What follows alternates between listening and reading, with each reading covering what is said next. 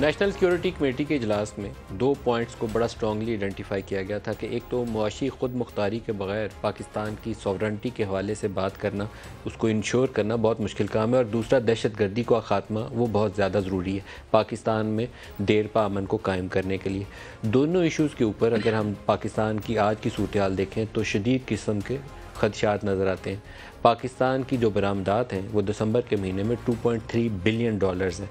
16.67% की कमी है दिसंबर से पिछले दिसंबर को कंपेयर करें तो सबसे बड़ी जो वल्नरेबिलिटी पाकिस्तान की है वो फॉरेन एक्सचेंज, जो हम डॉलर्स कमाते हैं उसको अर्न करने की कैपेसिटी पाकिस्तान की बहुत नीचे जा रही है। ये साल से जब से पाकिस्तान बना है एक ही एरिया ऐसा है जो हमें दुनिया के सामने मजबूर कर देता है। कभी हम IMF के पास जाते हैं, कभी अमेरिका के इत्तेहादी बनते हैं, कभी अपने दोस्त ममालिक के आगे हाथ जोड़ के खड़े होते हैं कि हमारी मदद करें, और अभी भी दोबारा वैसी ही सूरत हाल है। 5.7 या 5.8 बिलियन डॉलर्स के हमारे पास रिज़र्व्स हैं, और वो भी अपने नहीं हैं। हमने सऊदी और UAE के डिपॉजिट रख के इन रिज़र्व्स को सिर्फ लोगों को दिखाने के लिए सामने रखा हुआ है, बाकी इंपोर्ट का बिल देने के लिए भी पास पैसे नहीं हैं।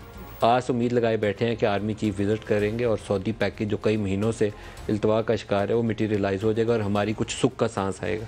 ये सूरत हाल है which is not a very positive and healthy sign for Pakistan. दूसरी तरफ फाइनेंस मिनिस्टर ने आज प्रेस कॉन्फ्रेंस के अंदर, बाकी तो PTI को वो जो भी जवाब दिए, फ्लड लेवी का जिक्र किया उन्होंने एक ऐसे मौके के ऊपर जब पाकिस्तान में जो फूड इन्फ्लेशन है वो देहाती इलाकों में 38% है और जो शहरी इलाके हैं वहाँ पे भी कोई 32-33% के करीब है। इस फूड इन्फ्लेशन के साथ एक इकॉनमी जो बैठी हुई हो उसके अंदर नई लेवीज़ का जिक्र करना वो जुल्म से कम नहीं है, लेकिन वो करना इसलिए मजबूरी होगा कि IMF उसके बगैर आपको अगली किस्त जारी नहीं कर रहा। वो कहता है अपने खसारे कैसे पूरे करेंगे, जो फ्लड अफेक्टेड एरियाज़ हैं वहाँ अखराजात कैसे करेंगे, आप ये करके लाएँ तो फिर हमारे पास आइएगा। तो एक मजबूर पाकिस्तान की मईशत आपके सामने नज़र आती है जहाँ गरीब जो है उसको शायद 2 वक्त की रोटी देने के लिए यकीन दहानी कराना भी फाइनेंस मिनिस्टर के लिए और वज़ीर-ए-आज़म के लिए बहुत ही मुश्किल हो। झूठ तो बोल सकते हैं लेकिन यकीन से ये नहीं कह सकते कि आपको 2 वक्त की रोटी मिल जाएगी, सूखी रोटी भी, क्योंकि जिस तेज़ रफ्तारी से कीमत ऊपर गई है और जितनी कीमत और महंगाई एनर्जी कॉस्ट और यूटिलिटी बिल्स के ऊपर गई है, कोई एक आम बंदा जो पावर्टी लाइन के दाएँ बाएँ ज़िंदा है वो तो इन तमाम कॉस्ट को अफोर्ड नहीं कर सकता। दूसरा दहशत गर्दी की तरफ आ जाएँ। दहशत गर्दी का चैलेंज बज़ाते ख़ुद बहुत बड़ा है और आज इंटीरियर मिनिस्टर ने प्रेस कॉन्फ्रेंस के अंदर उन ख़बरों की तस्दीक कर दी कि वो जो पार्लियामेंट हमले के हवाले से मीडिया के अंदर बातें चल रही थी कि एक साजिश है और वो पकड़ी गई है। उन्होंने कहा कि हमने मुल्ज़मान पकड़ लिए।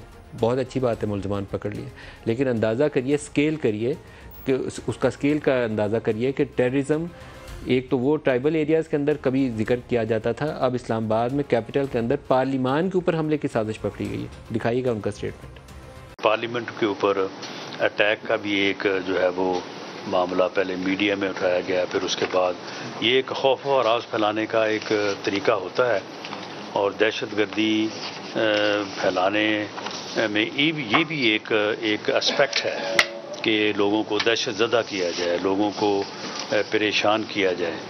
तो वो मुल्ज़मान भी जो है वो हम जो है वो एप्रीहेंड हो गए हैं। TTP की जानिब से पाकिस्तान मुस्लिम लीग नवाज़ और पाकिस्तान पीपल्स पार्टी दोनों को वार्निंग का मैसेज भी जारी किया गया। बाज़ फॉर्मर MNAs जो हैं उनको धमकी अमेज़ पैगामात आए और उसके ऊपर उनको एडवाइजरी जारी हुई है। तो हम पता नहीं किस सूरत हाल हमारे सामने चैलेंज किया है, और पाकिस्तान की इंटरनल और पोलिटिकल सिचुएशन देखें तो मुझे लगता नहीं है हमारी पोलिटिकल लीडरशिप में और सियासी जमातों के अंदर रियलाइजेशन है कि हम किस चीज़ का सामना कर रहे हैं, इक़्तिसादी और मुआशी मैदान के अंदर भी और सिक्योरिटी मैटर्स के हवाले से भी। TTP के हवाले से राना साहब ने क्या कहा वो भी दिखा दें। TTP भी जो है उसे कोशिश तो की जाएगी और की जा रही है कि उन्हें जो है वो टेबल पे लाया जाए, और उन्हें लेकिन टेबल पे आने के लिए पहली शर्त ये है कि वो हथियार रखें और अपने आप को आइन और कानून के ताबे करें। जो आज हमारे साथ शुरका हैं उनसे इन दोनों मौज़ूआत पे बात करेंगे। और पंजाब असम्बली एक गैर यकीनी सूरत हाल जिसको मुझे तो बहुत ही दुख और अफसोस होता है कि हम एक ऐसी लीडरशिप के हाथों यरगमाल बने हुए हैं जो पाकिस्तान के चैलेंजेस का इदराक करने और उनका हल ढूंढने में मुकम्मल तौर पर नाकाम है। वो फेडरल लेवल हो या प्रोविंशियल लेवल हो, कौन वज़ीर-ए-आज़म बनेगा उसकी दौड़, कौन चीफ मिनिस्टर बनेगा उसकी दौड़, लेकिन पाकिस्तान और पाकिस्तानी अवाम के साथ और क्या हो रहा है उसके ऊपर शायद तवज्जो और फोकस नहीं है।